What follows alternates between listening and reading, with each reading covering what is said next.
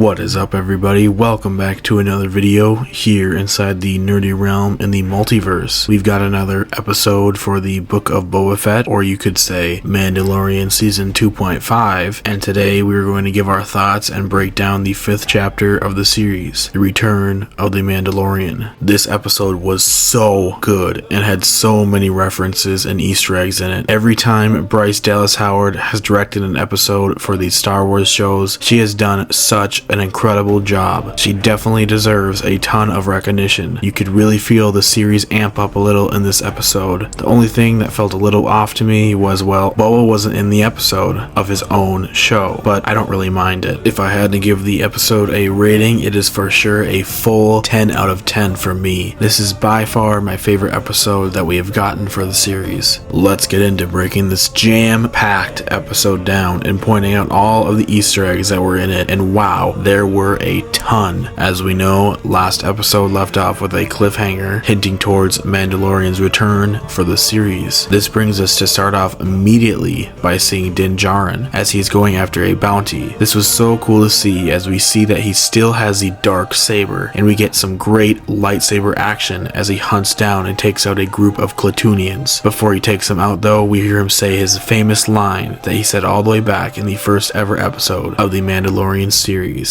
I can bring you in warm, or I can bring you in cold. During the little skirmish with the Klatooinians, he burns himself with the dark saber, showing us that he has no experience with this type of weapon and needs training as well as some medical aid now. We see where Mando is, and this planet or space station thing looks exactly like a Halo ring from the Halo game series. Whether it was an Easter egg or not is unknown, but regardless, it was really cool to see. I believe that he took this bounty for the information on where to find the Mandalorian hideout on the space station that we see him going to after he delivers the head of the Klatooinian. When he arrives to the Mandalorian covert or hideout, we see the return of the Armorer and Paz Vizsla, two Mandalorians from the Mandalorian series. Paz Vizsla being a descendant of Pre Vizsla from the Clone Wars, and the Armorer being the one who made Din Djarin's armor, of course. The Armorer examines the dark saber, and we get a ton of lore mentioned and seen. We see what happened to Mandalore and what the Night of 1,000 Tears was like, as we see Imperial bombers bombing the planet, and we see a very Terminator-esque scene as K2SO droids and probe droids finish off any surviving Mandalorians. We also hear the Armorer mention Tar Vizsla when talking about where the Darksaber came from, Tar Vizsla being the only ever Jedi who was also a Mandalorian, Tar Vizsla being the one who forged the Darksaber and wielded it, leading Mandalore. This is where the entire Darksaber history began. We learn that Moff Gideon has been sent to the New Republic for interrogation. The Armorer also mentions the Rising Mythosaur, a reference to the holiday special when Boba Fett rode a Mythosaur. The Armorer tells Din that the Beskar spear that he wields is capable of piercing through Beskar armor, and that its intent was most likely to pose a threat to other Mandalorians. Din tells her to smelt it down and make armor for a foundling, the foundling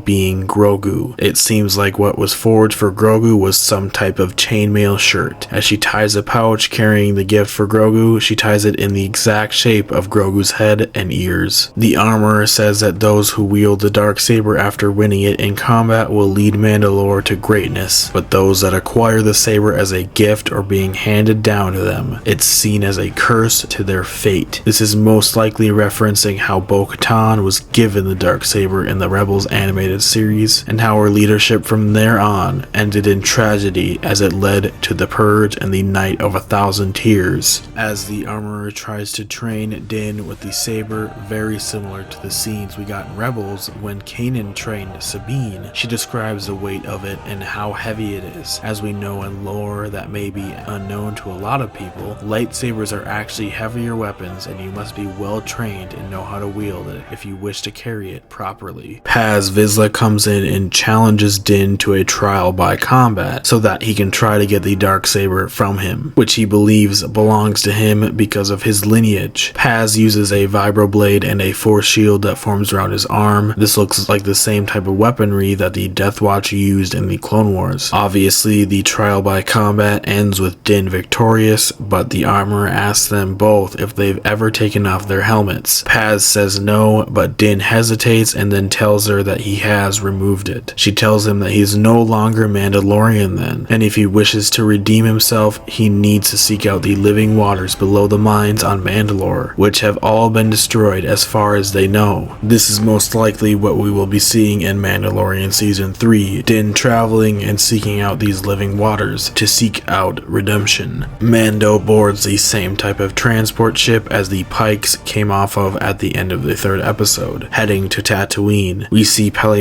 chasing down a creature. Mando saves Peli and gets rid of the creature as he arrives at her shipyard. Then we see a BD droid. This is the same type of droid that was a companion to Cal Kestis from the Jedi Fallen Order video game. We also see R5 and the Pit Droids as well. Peli tells Mando about how she has a replacement ship for the Razor Crest, which was destroyed in Mando Season 2. The ship she reveals to him is an N1 Starfighter, the same ship that the Naboo fighters flew in their battles against the Separatists, and the same type of ship that young Anakin used to destroy the Trade Federation ship with in Episode 1. Peli also tells Mando that she dated a Jawa once, and that they are furry. Gives us an idea of what Jawas could look like under their cloaks, possibly rodent-like. Peli, or Ripley, tells Mando that the new ship doesn't look like much, which is exactly what Han Solo said, but it will be faster than a Fadir, which is a creature we saw in the sequels known for how fast they were. As Mando and Peli rebuild the ship, we see the BD droid helping Din the same way that BD-1 helped our character in the Fallen Order video game. One of the parts that the Jawas bring to them is a cryogenic density combustion booster, which is the same piece that Han Solo used in A New Hope while they were stuck in the Death Star. Peli talks about the Pikes and tells Mando that the citizens and even the law enforcement are afraid of the Syndicate, giving us an idea of how dangerous they are. We then see Mando taking his brand new ship for a test drive. This part was awesome, as he flies through Mos Espa and then flies through the same exact pod racing track that young Annie drove through in his race, the Boonta Eve pod racing track that leads into Baker's Canyon from the Phantom Menace. Din takes the new ship into open space as some New Republic officers stop him for questioning. One of these officers is actually the same actor that played Luke Skywalker in the Season 2 finale of Mandalorian. The officer with him is the same officer that gave Cara Dune her medallion, Krrsantan. Din can't answer their questions, so he blasts out of there, showing us just how fast the ship is. Probably one of the fastest ships in the galaxy now. Mando returns back to Peli's shipyard and she asks him how the ship is, and he says wizard. This is the same thing that Kitster tells young Anakin before he goes on his pod race in Episode 1. Peli tells Mando that someone was looking for him, as we see and hear Fennec Shand as she is there to offer him a job, as she tosses him a pouch full of credits. However, he tosses them right back at her and says that it's on the house since it is for Boba Fett. Before he helps him out, he needs to visit Grogu. This is where the episode ends. What an amazing episode. I wonder if next episode will we be focusing on Din as well as he goes to visit Grogu, and will we see Luke again? Could Luke be with someone like Cal Kestis and other Jedi as he also trains Grogu? We'll have to wait and see. I believe that when Mando goes to visit Grogu, he may get some lightsaber training from Luke so that he learns how to use the Darksaber properly. This episode was so jam-packed with so many references and little Easter eggs. I bet there are some that we even missed. Go ahead and let us know what you thought about the 5th episode of the Book of Boba Fett down in the comments below. If you wish to support the channel even more and want some cool Book of Boba Fett inspired clothing, check out our website in the description below, as we have some clothing inspired by the show with Boba and Fennec sipping on some infamous blue milk. It is greatly appreciated. As always, thank you all for watching. If you are feeling extra nerdy today, make sure to hit the like button and smash the subscribe button to help support the channel and to get more nerdy content from us. We will see you all the next time that we go through and explore the nerdy multiverse.